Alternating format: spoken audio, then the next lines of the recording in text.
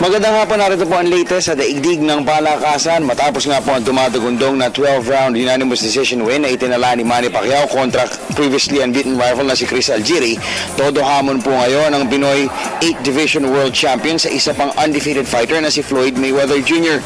Ginawa ni Pacquiao ang paghahamon sa kasagsagan ng kanyang post-fight press conference kung saan nag-tag team pa sila ng promoter na si Bob Arum sa pagsabing napapanahon na para labanan ni Mayweather si Pacman.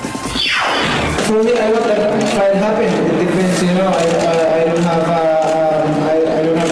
I'm not updated yet to my promoter. It depends on my promoter. It's his job. My job is to prepare and fight for him.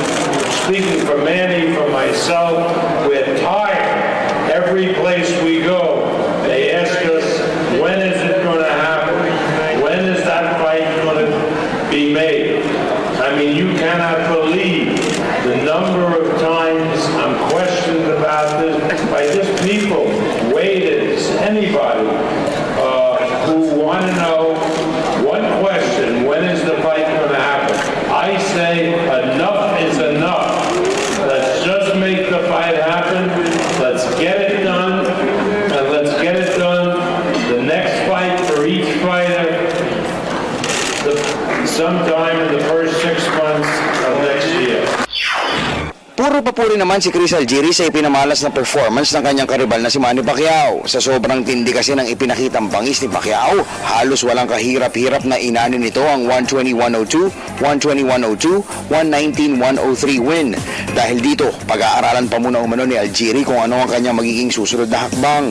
Si Algieri ay inalisan ng WBO light welterweight belt noong isang buwan matapos na hamunin nito ang 147-pound crown ni Pacquiao.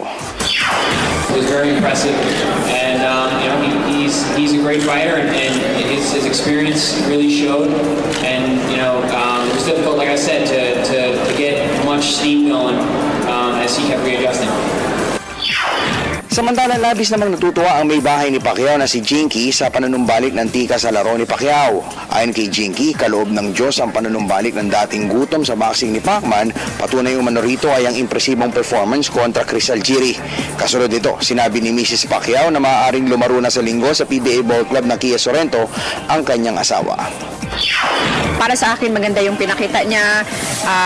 Very impressive. Kasi parang worth it yung ensayo niya, yung pagod niya. So, yun. He deserved to win talaga. Siguro maglalaro lang. Ngayong Wednesday daw, manonood siguro siya. At yan po muna ang mga latest sa daigdig ng palakasan. Kung kayo po yung nabitin, tumutok sa mamaya alas 7 ng gabi sa PTV Sports. Sa tulong po ng Air Asia, Snow Badwa, Venetian Hotel, Macau, China.